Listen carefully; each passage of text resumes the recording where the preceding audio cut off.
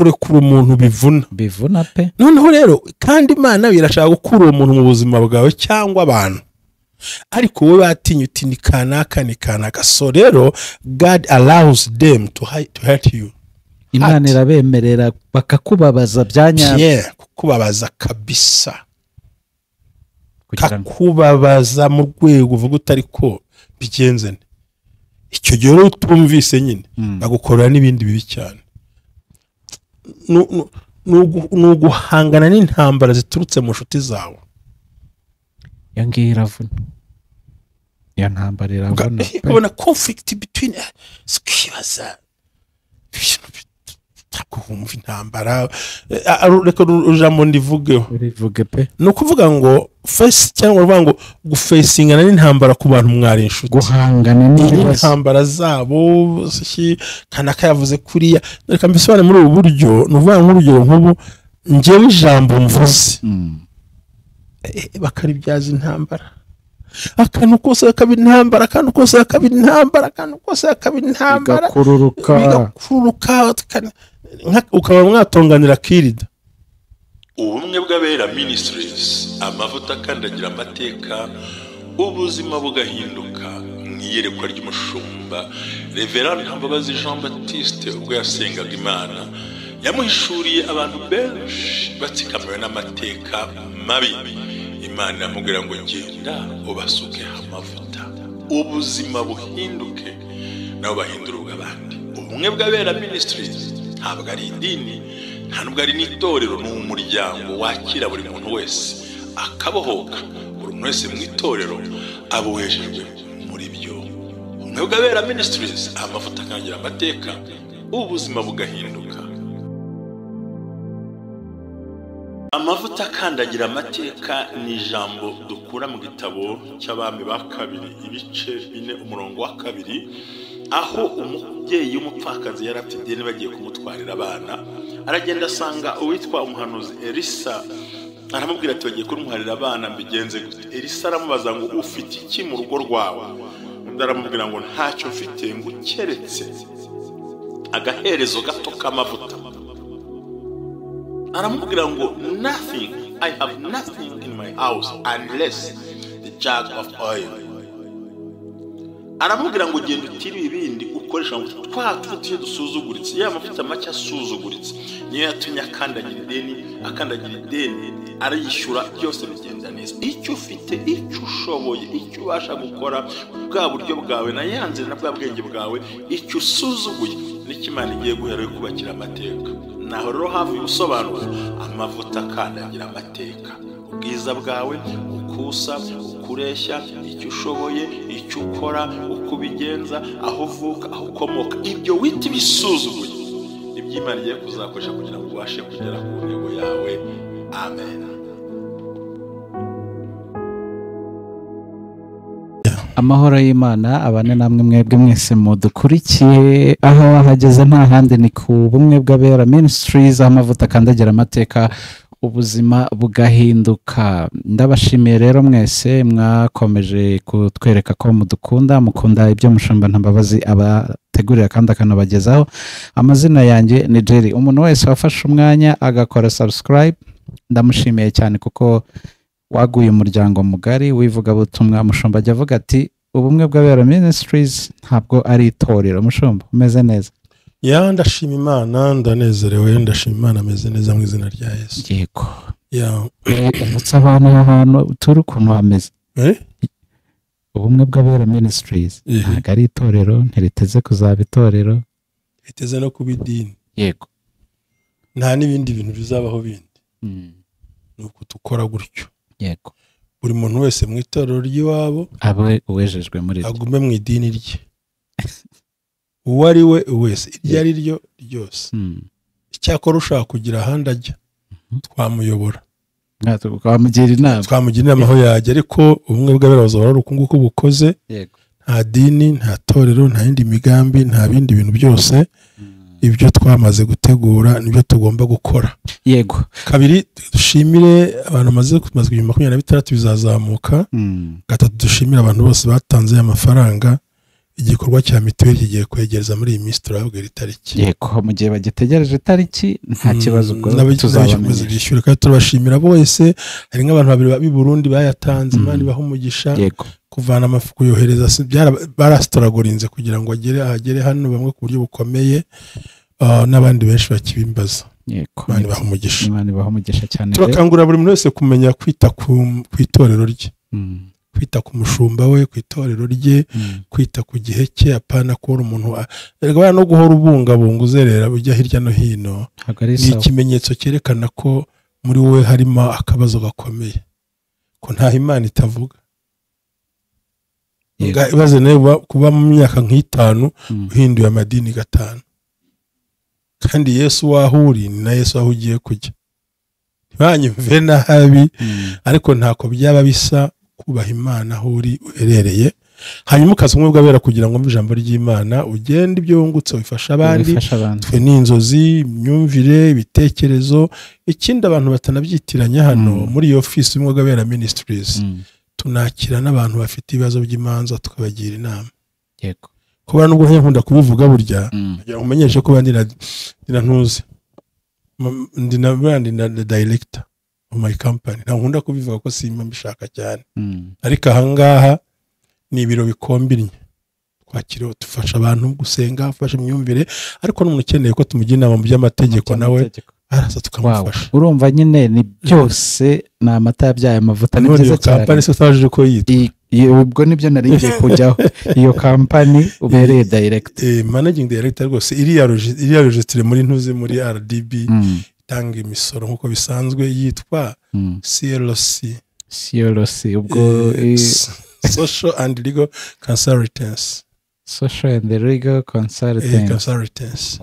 numva nabyo nahaduhurira ukeneye ku mategeko ukeneye ko muhuza n'abavoka ukeneye ko mwigira urubanza nkamubwira ibyo ari byo ko je ntabwo njya nkuburanira mu rukiko nta nande ko ndicara nkumva ikirego cya nkumva ikibazo cyangwa ariko rero nuramo kugiye kuratsindwa ahubwo ihutire kwiyunga ihutire gukemura kino kibazo wavuga uti watindajya mu rukiko mwandenga ngufashe ngahita nkwereka abagufasha none ugakomeza gahunda yego umva rero ni biro ikombinye ariyo mpamvu urusengero rumva kuba hariho director managing director w'antuze wa social and legal consultants yego nkaba rero na visionnaire umwe bw'abera ministries ni ibintu bikomeye cyane ariko urumva ko byibanda ku buzima tubayemo buri munsi muri iyo social and legal consultants ahantu hava igitekerezo cy'umwe bw'abera ministries namwe niyerekwa ry'Imana nuko kuri akace ka kabiri ni ubujyanama mu by'ubuzima imitekerereze n'imyumvire cyane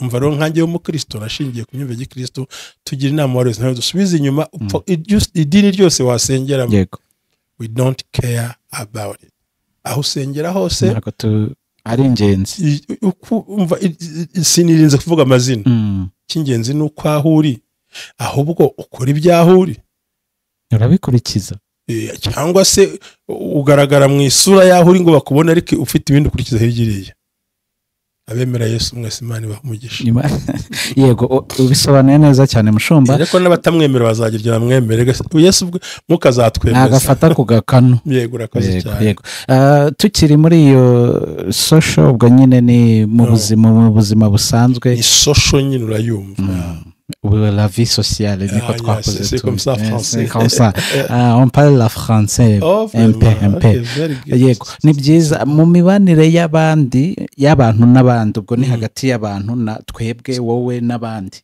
kugira ngo abantu banasobanukirwe ubundi abantu bataramenya neza umwe bw'abera bafite akandagira amateka hari icyo twita social festival ni biturimo tuvuga yego bijyana n'ibyo tuganira ku bibanye n'ubuzima bw'umuntu hakaza legal ariko byose bikaba biri muri consultance ubujyanama niyo mpamvu dusohora ikiganiro ukumva gifite ubundi bwenge buhanitse ariko ahanini bishingiye kuri iyo company yanjye sinzi uri kubyumva nanjye ubu nibwo nkibisobanukirwa maze nyine ntabwo ibintu byose napfa kubivuga buri munsi ndareka nkavugira igihe gikwiriye arariko urabyumvisa ko hariyo social muri sociale harimo psychology harimo n'imibanire n'abantu twabivugamo harimo philosophy n'ibintu byinshi yuje ukatwegera tukugira inama kugera no kuri business buriya kandi icyo numva ntashoboye nguhereza undi bishoboye mfite abandi ba experts dukorana yego ntabwo nawe ujya mu buganga bwo mu mutwe ngo bimenye biteje mu mutwe ariko ibijyanye na consultancy haba harimo ibintu byinshi iyo numvise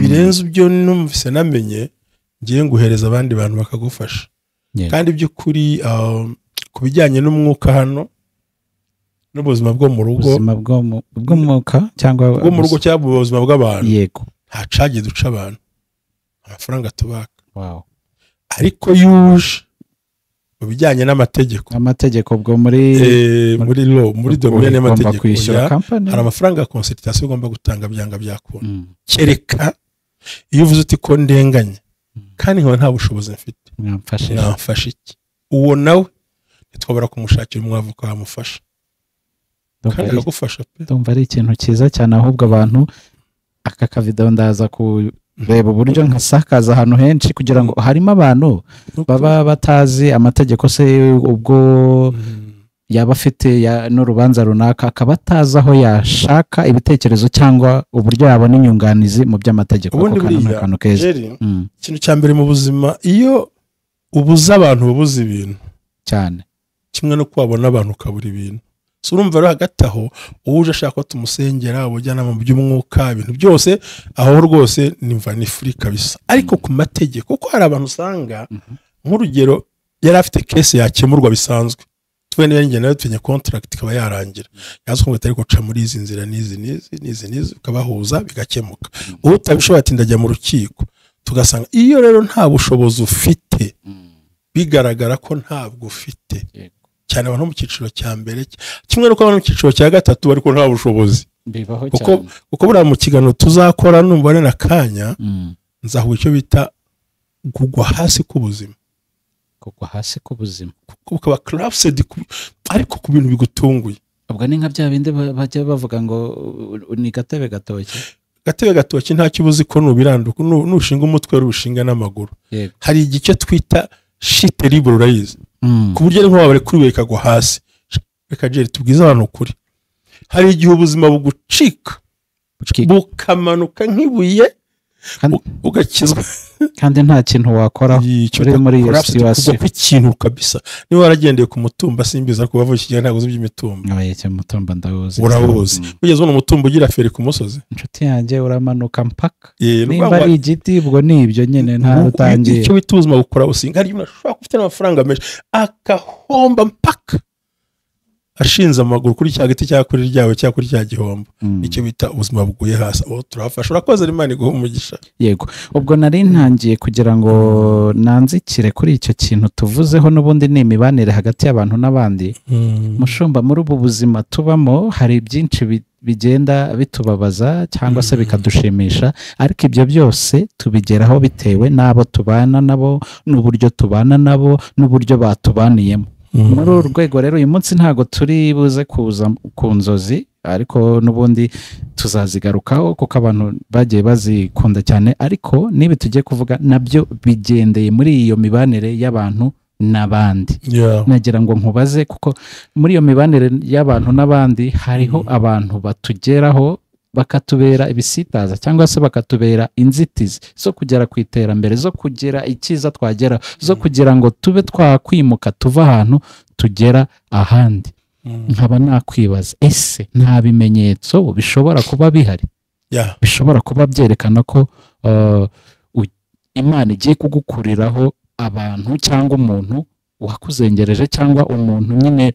utuma udatera imbere cyangwa umuntu mubi nyine utuma cyangwa se ibimenyetso byakwereka ko hari abantu runaka Imana igiye kugukurira mu nzira sinzi nimba uri kunkurikira mu ncungu ndakumva cyane reka se yenda niba nagorora iyo ushaka kumbaza yego iyi Imana ishaka gukurira ni ibihe bimenyetso byakwereka ko Imana ishaka gukurira abantu cyangwa umuntu mu buzima bwawe uko nguko nyine arakoze cyane Imana ibaha umugisha rero none ndabashuje abantu bose batera ngo bose umwe bw'abera ministries Imana ibaha umugisha cyane cyane twihanganisha abarwayi bo muri twe Imana ibatabare yego nokuri ijwe baraza kuryihanganira ko ndwaye grippe nta kundi iyi mvura yatangiye kugwa niko bimera n'izuba nuko ariko ndabyakira mu izina rya Yesu yanakoze mistake nibagirwa agapfukamunwa ubundi mbere na mbere ese kuki bundi Imana ibishaka gukura abantu mu buzima cyambere biba bigaragara nk'aho ari umutego utezwe. Hari igihe umuntu aza mu buzima ameze nka Sawuli kwa Dawidi. Ko Sawuli yari akenewe Dawidi kubera ko yararwaye abadayimoni. Yego. Yari akeneye Sawuli kubera Goliyati, Dawidi kubera Goliyati, ariko ngo yajya kumucurangira agashaka kumutera icumu ngo amwice. Rero Imana hari ibimenyetso ikwereka simusiga kubera ko kugira ngo ikwereke ko abo bantu bagomba kuva mu buzima bwawe, ariko utagomba na rimwe gupfa ku trusting. Ntongere nzagerageze, Imana ikabatereka no nkwereka ikindi bagukorere. Canira kariya kayaga mbona mbikubwira.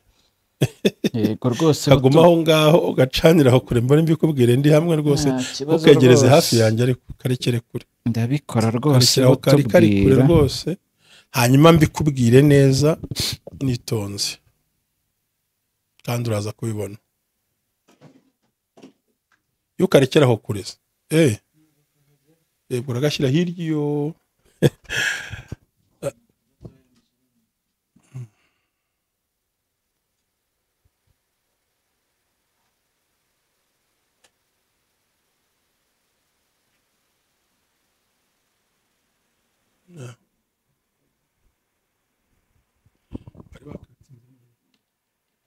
ni ukuvuga ngo ikimenyetso cya mbere, ariko ndabanza ngisegurire.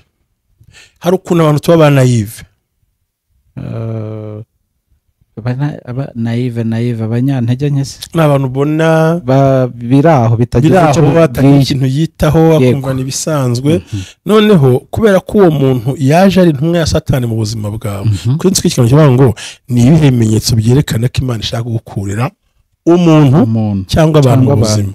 Noneho kubera bwa burangare no kuvuga ngo batandeba nabi, batambona nabi, batagira gute, akakubabaza utireka nongere nihangane. Hari igihe rero ikimenyetso cya mbere, Imana yemera ko bakubabaza mu rwego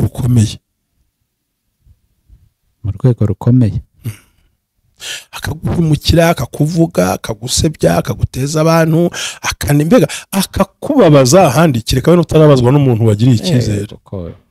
Ubwo nabamba ku isi cyangwa nabamba nk'ubu nagutira kamera ukayintiza ukampa n'amaguru yayo, ariko ukanyuma ka kandi kamera yicaraho bakitaje, none se ubwo nakora gute? Ntabwo byakunda. Ugasanga ibyawe ibye uhora ubyubaha, ariko ibyawe ntabiha agaciro. Icyo gihe rero Imana ihita ishyiraho ingamba zo kurekura imyambi yabo kuri wowe. Nibura uhunge wiruke kuko warananiranye. Ni ukuvuga ngo ni nka wake up. Ntabwo ari wake up, urwaho ni nko simbikore wiki, nkuko umuntu yakuru ntibugahita uhirimuka akanuka. Ko hari abantu urumva mu buryo bw'abantu, bitewe nuko tuvuka, hari umuntu kurekura umuntu bivuna pe. Noneho rero kandi Imana irashaka gukura uwo muntu mu buzima bwawe cyangwa abantu, ariko wowe batinye uti ni kanaka. So rero God allows them to hurt you. Imana irabemerera bakakubabaza byanya, kukubabaza kabisa, kakubabaza mu rwego uvuga utari ko bigenze. Icyo gihe rero utumvise nyine bagukorera n'ibindi bibi cyane, none ukajyanwa nuko icyo cyambere wacyumvise. Ariko ntacyumvise. Nizere ko abavandimwe babyumvise, nabo bari kubyumva bateza mu rugero rwiza. Uvuga utari kureka ngerageze, reka nongere ngire, akakubabaza mu rwego igikomera guteye, uzakivurwa n'Imana yonyine. Cyo ni ikimenyetso cya Imana yabyemeye. Niyo kuko babonye kutabona ko uwo muntu afite umugambi mubi, atari umuntu mwiza, ariko Imana ishaka kumukura mu buzima bwawe, yemera ko bakubabaza. God allows them to hurt you, not hate, hurt. Kukubabaza bikomeye. Umugabo akakubabaza, umugore akakubabaza, umushumba akakubabaza, umuririmbyi akakubabaza, be ugasanga ni inshuti zikakubabaza mu rwego udashobora kubona ikintu ukuntu wagikemura. Uhita umenya ngo this is a sign, iki ni ikimenyetso cyerekana ko uyu muntu Imana ingimukura mu buzima bwanjye turekura. ugahurwa. niyo mpamvu tugira abantu mu byo bintu babyumvise. Ikimenyetso cya kabiri ni ukubona ubuzima bwawe bugwa hasi byihuse, nimwe twavuze bwa mbere. Yego. Ubucuruzi hasi, ubuzima ukabona ibintu byose biri kumanuka neza no kuzimya buje, niko njya numva bavuga. Ibintu byose bikamanuka nko kuzimya buje mu kanya gato kandi bitunguranye. Kubera iki? Hari abazanywe n'ibyo ufite, so no kugira ngo Imana ibirukane bya bindi ikabishyira hasi. Ntago kumvise ariko buri hari abazanwa n'ibyo ufite, kandi Imana ishaka kubagukuriraho, kuko nibibura bazagenda. Urugero rwiza rwumvikana ni ibice bitanu byo mu butumwa bwa Yesu Kristo bwanditswe na Yohana, ngo nukora musanga bati ko twakubuze Yesu waruri. Habwa atariko rero nta n'ikindi mushakira ni ya mitsima n'imigati nabahaye. Babwira atariko nigiye mutsima wo kuratereka. Abazanwa no kufita imodoka, Imana irabanza ikiza. Bashaka abazanwa no kufita amafaranga, ubuzima nuvuga ngo your life will collapse. Hazemo kuko buriya mu buzima nta muntu ukunda umuntu umutura ibibazo, ugakunda umukemurira ibibazo cyane. Are you getting? Ndagukurikiye rwose. None kubera ko bazanywe n'ikintu cya kintu Imana itikirekura, ukarwara ubukene, imodoka ikavaho, ukaba collapsed. None icyo gihe nuvuga ngo ba bandi batari baje mu buzima nk'abazima bagufasha, ahubwo bazanywe n'ikintu Imana ikabihungura. Jya umenya ngo ubwo bimanutse hari abantu igiye kunkurira mu buzima. Icyo kintu ko gishobora kuba cyagorana ko cyakira mushumba. Ni benshi ariko bakora businzi ariko. Yego ndabizi. Ahubwo ntibamenyaga impamvu yacyo. Yego nibyo ngibyo nashakaga kumenya. Ntabwo bamenyaga impamvu. Ibaza impamvu wari ukize ukagwa. Ba bandi bose ntawe uzaguhamagara, ntawe uzakuvugisha. Jya utumenya ata baragiye. Ngo bose bari kubuye no wese ngo baza Petero. Ngo nawe urashaka kugenda? Nawe ushaka kugenda. Twakuvaho tukajya heza. Ariko mwuka w'Imana yahise amusanga, sinibaza ko ari imbaraga ze bwite. Wari ufite amagambo y'ubuzima, ntiyavuze ibiryo, yavuze amagambo y'ubuzima. Amagambo y'ubugingo. So rero iki ni ikimenyetso cya kabiri cyerekana ko hari abantu Imana igiye kwirukana mu buzima, kuko nta mukene batumira, nta mukene bahamagara. Hari abari bazanywe rero n'imbuto zeze basarura ko bimanuka, naho agira ko akumvise. Ngize ngo biroroshye se? Ntabwo byoroshye ni ukuri. Icya gatatu, uzasanga abo bantu badafite gutinya Imana muri bo. Abo bagiye cyangwa bagiye kugenda, ni icya gatatu buriya. Ugasanga uwo muntu nta gutinya Imana kuba muri we. No fear of God. The lack of fear of God. Ese kubura agaciro waha Imana. Nta gutinya Imana kuri muri bo, nta kukibabwiye, ahubwo buri gihe banagukururira mu ngeso mbi zabo cyangwa mu bitekerezo byabo, ukabona wa muntu nta gutinya Imana kwicara mu mutima we ngo ube wakubona. Bene uwo muntu ukuvana mu nzira nziza, akujyana ahantu hatariho, adatinya Imana, atari ku gihe gusenga tujye kwirebera agapira, tujye gukora ibi ngibi, dukora iki n'iki. Uwo muntu nawe Imana ishaka kumukura mu buzima bwawe, ujya witonda.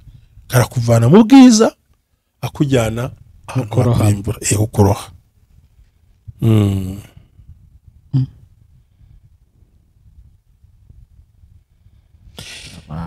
Ikindi tugomba kumenya, ikimenyetso kindi gikurikiraho cya kane, ni uguhangana n'intambara ziturutse mu nshuti zawe. Iyo ngiyo iravuna. Iyo ntambara iravuna. Ubona conflict between skibaza. Ntabwo intambara, reka ujambo ndivugeho. Urivuge pe. Ni ukuvuga ngo face cyangwa uvuga ngo gufacingana n'intambara ku bantu mwari inshuti. Guhangana n'intambara zabo, kanaka yavuze kuriya. Reka mbisobanure muri ubu buryo, ni ukuvuga nk'urugero nk'ubu, njyewe ijambo mvuze bakaribyaza intambara. Akantu kose akaba intambara, akantu kose akaba intambara, akantu kose akaba intambara. Bigakururuka. Ukaba mwatonganira kirida akantu gato, ukamwatonganira akantu kadafite icyo kavuze, ariko ukabona ni udutambara musa nkaho muri gukimbiranamo, ntukimvugisha, ntukinsura, narakubuze, uherereye, telefone yanjye warayisuzuguye, urandya sini, bya bintu byanyu bavuga. Utuntu urimo urabyumva ati kukikana ka twabanaga, mbe ukabona wowe ibyiza ubatekerezaho n'icyo ukora bibaye intambara. Nk'amagambo agaragara muri Zaburi ngo cyane uko ndyamye hasi mu giti cy'umurotemo ngo amakara ngo indimi zabo n'inkota zityaye ngo wa umuntu wese zaguhemba iki. So no gufesinga n'izo conflict hagati yabo, kandi yemera ko biza kugira ngo ube maso uhite uvuga uti ukanguke. Umuntu arambura isego niwe kandakarira, kandi we wamubura ngo wana ngo urumva nyine ngo nayitaye ku akaguha impamvu. Kandi wewe izawe ntashobora kugira gute zumva no kuzakira, ahubwo ni intambara bazana tuntu tudafite gahunda bakadutondagira, bakubaka etaje mu muyaga, bakubaka etaje ibibazo mu muyaga nta bikoresho bafite. Ikindi rero noneho mu gihe cyose uri guhura n'izo ntambara biba bigaragara ko Uwiteka yifuza ko abantu basohoka mu buzima bwawe bihuta. Kanako ndakamenya. Nubwo nabisobanuye kare ngo ubuzima burakura businga, ariko uzitonde ku cya gatanu. Umuntu wese muganira kabira agahita akubwira ibibazo bye direct. Hari ikintu abaje ashaka mu buzima bwawe. Sinza ko ukumva buriya. Ni ukuvuga ngo ntagukunze, ntanagukeneye, ariko akeneye kubyaza umusaruro icyo ashaka. Kure igikoresho rero afite ashaka kugira nka suruse y'ibyo akeneye kugeraho, ariko nka wa muntu ugirira ntarikorere kandi akeneye amazi yawe. Akeneye ibyo ufite ariko we ntago ukeneye. Nta n'impamvu yabyo. Bivuze ngo utanayibona ntazirirwa zaho ngaho rero. Ngo uri umuhuza we n'ibyo ashaka. Muri macuri y'ikiraro kimujyana muri gahunda ze. None amara kwambuka azagaruka se. Gukora iki? Ubundi ugomba kubitekereza. Icyo kintu abantu benshi bakunze kutacyumva nk'ikintu gifite imbaraga. Ntitwanze ko abantu baza, ariko azanywe n'izihentere n'uruhe rukundo. Ubu muri ya kampani yanjye ndi mu rwego rw'iki rwa sociale, mu buryo ki umenya ko Imana hari abantu irimo ivana mu buzima bwawe. Bene bano bantu baraguharara, ariko kugenda uhakana ibyo bakubwira baguharuruka. Bagera ku ruhande ngo twari tuzi ko ari umuntu mwiza, ngo ariko ni ingona, gafite imiri mu mufuka ntatanga. Kandi ikibazo kandi nibyo bagushakaho, bashaka kusesagura ubahe. Hari igihe rero hari umugani baca mu Kirundi ngo umubindi ushira uvyimbye. Umubindi ushira uvyimbye. Nubwo ari umugani w'ikirundi kanisobanura mu Kinyarwanda cyacu. Ikibindi giteretse hirya iriya kure yawe, wamenye iki kirimo? Oya, n'ubundi kiba kikibyimbye. None se iyo cyuzuye ukanda kirabyimbuka. Oya, byibara kwaka. Aje ushobora kubona umugabo munini, umugore mwiza, umuntu umeze gutya, ukareba afite agafesi keza, arasa neza, uti uyu muntu faranga yagize gute yararyuriye. Yego. Ariko by'ukuri ahubwo wanamuguriza. Ahubwo we wakanamugurije. Rero abo bantu iyo baje bagasanga ibyo bagushakaho ntibabifite, ntabwo bongera kubabona. no kubabona bati no kumubona agenda gusa. Nta kintu ari. Intambara niho zitangira, intambara zikomeye, ugasanga umuntu aguye muri wa mutego. Cyo ni ikintu abantu bagomba kumenya, ukavuga uti giye rero niba umuntu akujeho agukeneye agushaka, jya wicara utekereza. Naramukaje wumva yifuza gukonsoma na twatundi, bene abo bantu twatundi wari wifitiye, bene abo bantu niyo mwajya gusangira muri restaurant, ashobora kwaka ikintu nawe utajya wiyakira.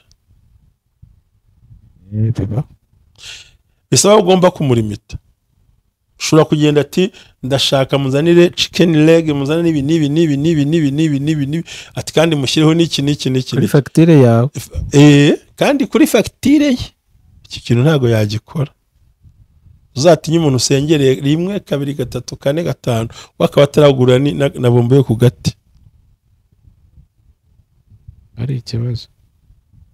Ibi mvuga ni bwa buzima. Imana ibikweretse ko uwo muntu uje atari umuntu muzima winjira mu buzima bwawe, ahubwo ishaka kumukura mu buzima bwawe, kuko yazanywe n'ibintu. Rero rimwe na rimwe ushobora kubimwima kuko ubona atari ngombwa, ushobora kuba nta n'ibyo unifitiye ubwawe n'ubundi, yego, kandi ubona nta n'impamvu yo gukora icyo kintu. icyo gihe rero biraze kuba amaze kubona aho guprofise, kandi bano bantu ntabwo banyurwa n'ibyo wabahaye, oya banyoterwa ahubwo n'ibindi bagushaka. kandi nicyo umuhaye ntagushima. Se twa dufaranga watubonye ngo ingo nayibonye utayimenyesheje ngo numva gabana ko yakujyangezeho, ntabwo abaye satisfait n'ibyo ni umukonsomateri kuri wowe. None Imana ishaka gukuraho umukonsomateri aza avuga bino bintu, umuntu kuzakununuza akakunyunyuza akagira ubwo akumaramo ubumuntu kubera guhemukira muri ubwo buryo. Akumvise nibura kumvise ikimenyetso cya gatandatu, bakristo bene data nshuti z'Imana bakunze Umugabera Ministries, bagutwara kure y'Imana cyagutwara kure y'iki y'Imana. They lead you away from God.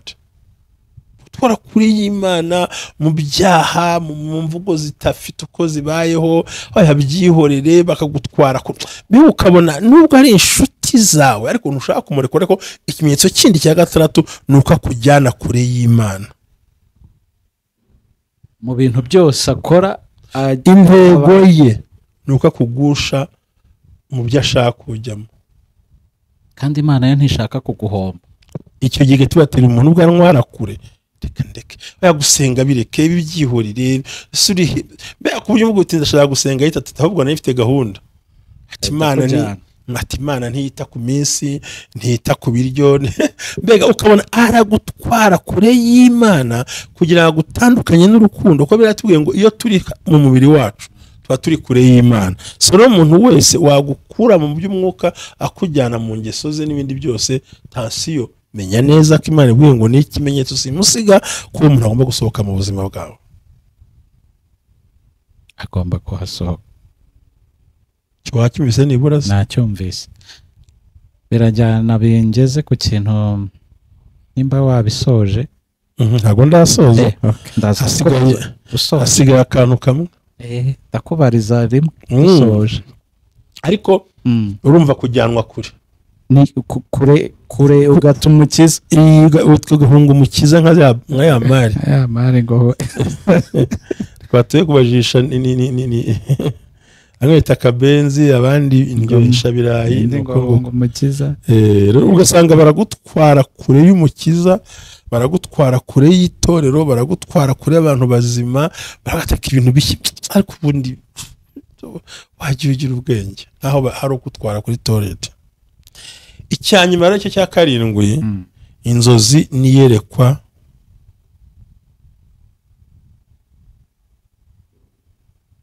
Nuko bikwereka nyine ukwiye kwitonda. Inzozi ziguhishurira ko hari umuntu ukwiye kuva mu buzima bwawe. Zirahari nazo buriya tuzazigera, zirahari nawe ndi butere ko ziwisha, ariko narazivuze. Nubona umuntu akurunguruka ari mu idirishya, nubona umuntu agufotora, nubona wambaye ubusa urimo ugenda mu bantu,